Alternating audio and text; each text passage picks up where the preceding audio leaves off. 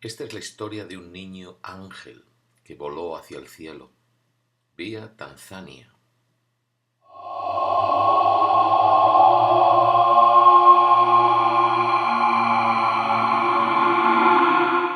Este debe de ser uno de los sucesos más horrorosos que ocurriesen nunca en el internado. Pero tranquilo, porque no voy a poder relatarlo como una historia de miedo. Por suerte, para mí, y yo creo que para todos, yo no fui testigo de esta historia, ni yo ni la gente de mi tiempo conocimos a ningún testigo directo de este caso tan terrible y verídico. De hecho, lo más horroroso que puedo contarte, lo que más miedo te puede dar, te lo cuento ahora mismo, así.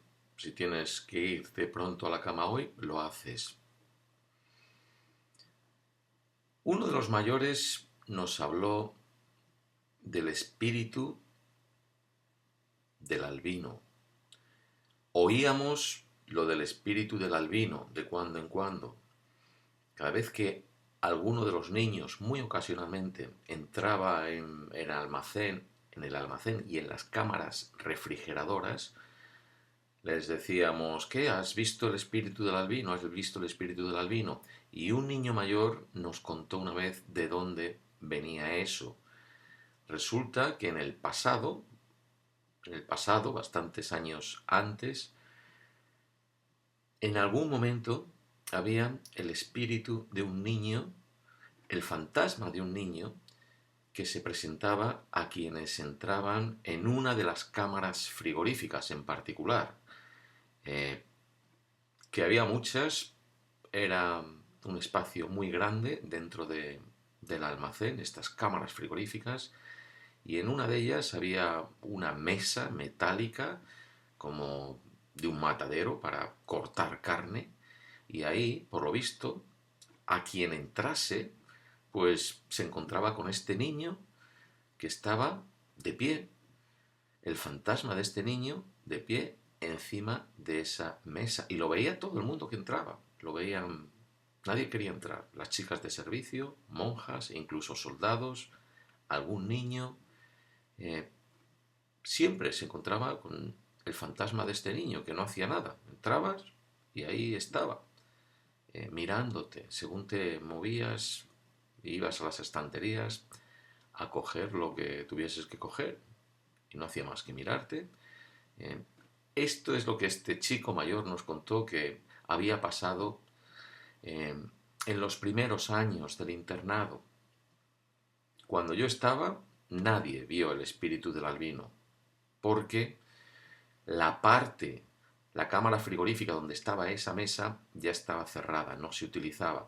El colegio, eh, la historia del colegio fue como de más a menos, de más gente a menos.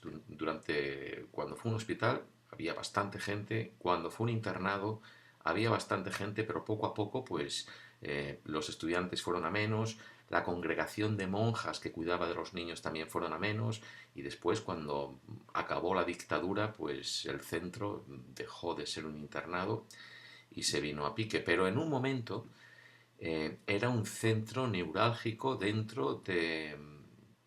cuerpo de intendencia del ejército, y almacenaba muchísima comida que repartía por todas partes. Yo creo que sería por la posición del colegio en sí, que estaba en mitad de ningún lado, pero había tres ciudades un poco equidistantes, las hay, Palencia, Valladolid y Burgos, y a lo mejor por eso el colegio tenía estas inmensas cámaras frigoríficas que guardaban mucha comida.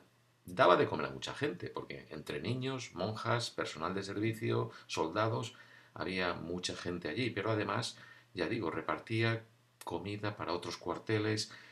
Yo recuerdo haber comido carne de búfalo, importada de Argentina, pero vete tú a saber desde cuántos años allí estaba.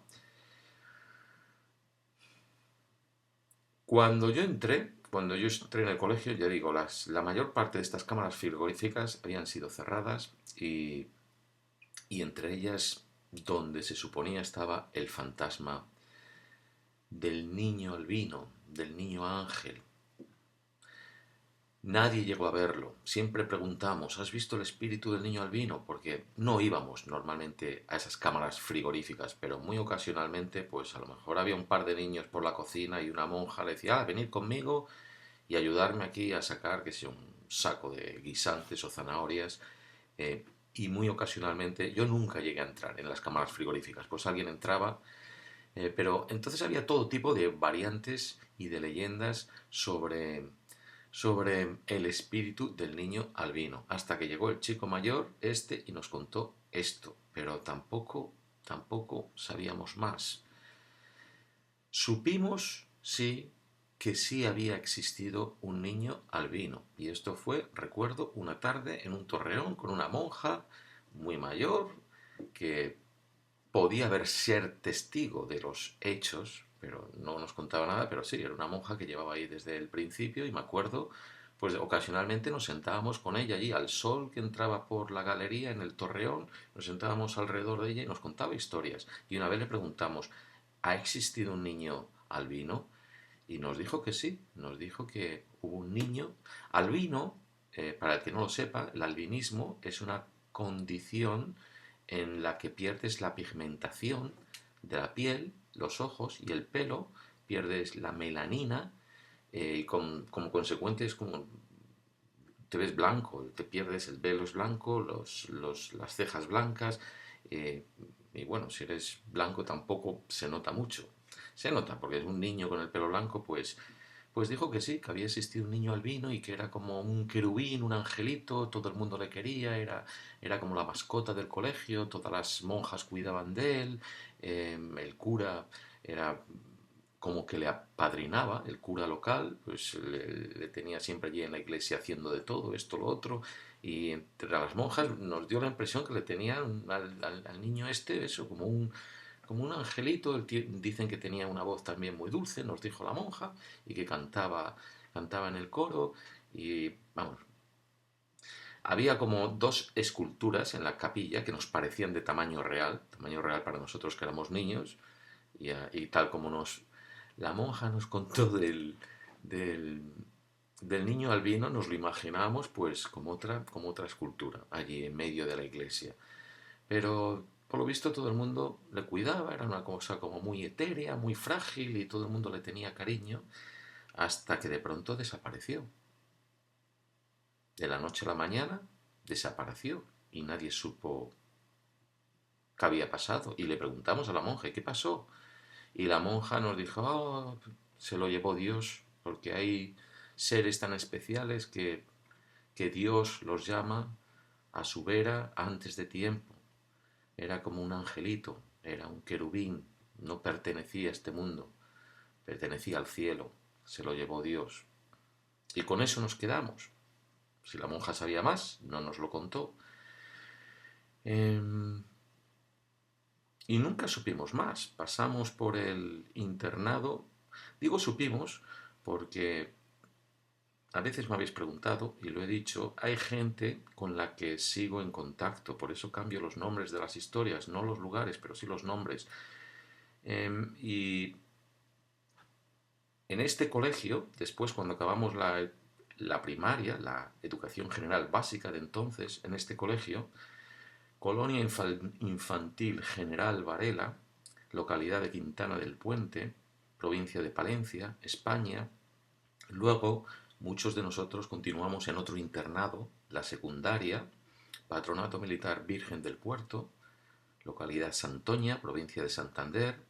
El centro sigue existiendo, creo que como un lugar donde hijos de militares se preparan para presentarse a las academias de oficiales y suboficiales. O sea, sigue abierto, sigue funcionando el centro y de cuando en cuando vamos allí y nos reunimos. Cuando acabamos la secundaria ahí, el BUP y el COU de entonces, hubo quienes seguimos juntos en un colegio para hijos de militares, una residencia universitaria Residencia de Estudiantes Generalísimo Franco, calle Juan Vigón de Madrid, España. Y ahí, en este sitio, es donde pudimos completar la historia del albino y supimos lo que había realmente ocurrido con el albino.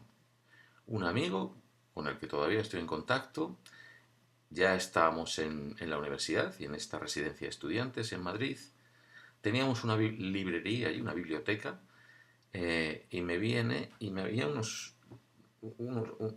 carpetas con recortes de periódico del ejército.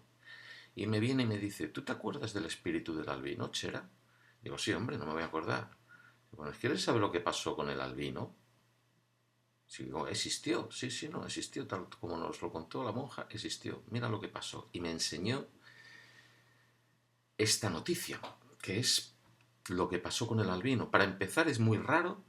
Esto era un recorte de periódico auténtico. Y es muy raro que nada de lo que ocurrió en el internado llegase a los periódicos, fuese noticia.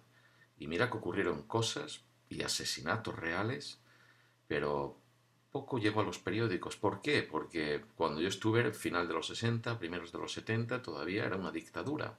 Todo prácticamente pasaba, los periódicos principales estaban controlados por el Ministerio de Información. Había censura total. No iba a salir cosas raras de un colegio para hijos de militares, que era cuartel también, y un convento de monjas, pero esta noticia se coló en un periódico que había entonces, no sé si seguirá existiendo, que se llamaba El Caso, y que era sobre noticias, mmm, era sobre crónicas negras, de noticias de desastres y vamos, era todo de noticias fúnebres y casos pues raros y casos. El Caso se llamaba. Eh, y se refería a África. Y venía sobre algo que había ocurrido en un hospital de Dar es Salaam, que es la ciudad más poblada de Tanzania. Y a lo mejor por ahí, por ser una noticia internacional, pues por ahí se coló en el periódico. Pero vamos, en la noticia venía escrito Colonia Infantil General Varela. Y venía la foto de una monja que no la he mencionado, pero la voy a mencionar ahora porque ya solo me queda revelar la historia. Entonces, la otra protagonista de esta monja, de esta historia, es una monja de la que nosotros en el colegio habíamos oído hablar. Bueno, habíamos oído hablar por... Igual, no había ningún testigo directo, pero por el mote, porque había una monja que la llamaban Sor Gorila. ¿Por qué? Porque había estado en África, había trabajado en las misiones y era grande y fuerte como un gorila. Entonces siempre habíamos oído hablar de Sor Gorila, pero nadie nos había dado referencia de ella. Y cuando vimos la foto de esta monja, este amigo y yo, en el recorte periódico, dijimos, ah, pues esta tiene que ser Sor Gorila. Por lo visto, esta Sor Gorila había sido una monja con pues, una reputación muy grande, muy alta, porque no solo porque había servido en las misiones en Kenia, Tanzania, en el África Negra durante tiempo, sino porque era una monja bien formada, que había estudiado, lo cual era muy raro, y que trabajaba en el cuerpo de intendencia cuando el colegio había sido tan un centro neurálgico de repartir comida entre los cuarteles. Ella llevaba el almacén y estaba al cargo de estas cámaras frigoríficas y hacía muy buenas acciones también. Con Cáritas, ella misma se encargaba de organizar y llevar cosas, como tenía contactos en las misiones donde había pasado años, pues con Cáritas se encargaba de repartir, y con el ejército era como coordinaba labores para repartir, llevar comida y alimentos y ropa y de todo a África, a las misiones, ya digo. Entonces, por todas estas razones, era una monja muy bien considerada y muy respetada, no solo en la comunidad, sino en la comunidad del colegio de las monjas, sino a nivel dentro de la organización de las monjas. Bueno, ¿qué había pasado? La noticia se refiere a que unas bolsas de comida congelada que habían llegado a un hospital de Dar es Salaam y que supuestamente tenían que tener comida, pues habían aparecido con miembros descuartizados de un ser humano, pequeños miembros descuartizados. Los habían puesto todos juntos y habían dado un niño sin cabeza, un niño albino. Y las autoridades tanzanas habían informado de ello a las autoridades españolas habían rastreado ese envío de alimentos a ese hospital, que había llegado a través de Cáritas y que habría llegado pues en un avión Hércules del ejército o a lo mejor en barco, pero que había llegado y habían rastreado y habían ido a dar con esta monja. Que me quedo en Sorborila porque el nombre real allí aparecía en el recorte, pero me lo callo. Por lo visto, el tráfico de albinos, los huesos de albinos, es uno de los ingredientes más importantes y más poderosos dentro de lo que es la brujería. Y fíjate que entre las leyendas de lo que nosotros habíamos oído en el colegio sobre el espíritu del albino y la aparición del fantasma del albino, con todas las variaciones de las leyendas, había una que decía que el cura había casi enloquecido, el cura que era como el padrino de este niño, cuando el niño desapareció y que se lo había llevado Dios, que había desaparecido, que Dios lo había llamado a su vera y todo esto, había ese cura que durante meses estuvo removiendo todo el colegio de arriba a abajo porque él decía que Dios nada, que allí alguien tenía que investigar, por lo visto nadie reclamaba al albino y este cura se había vuelto medio loco intentando saber qué había pasado con este albino y él había dicho que no era cosa de Dios, era cosa de brujería.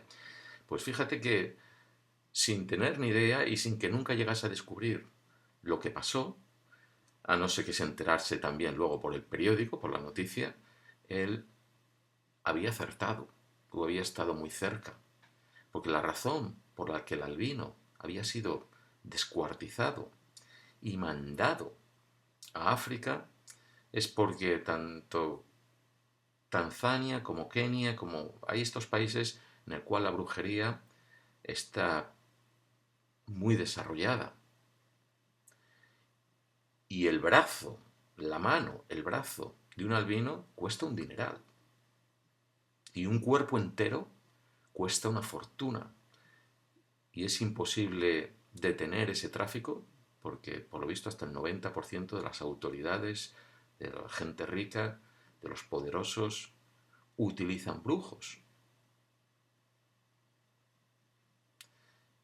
Pues buscaron, cuando la policía, el ejército, quien fuese, investigó de dónde venían esas bolsas, cómo habían llegado allí, fueron a dar con esta monja.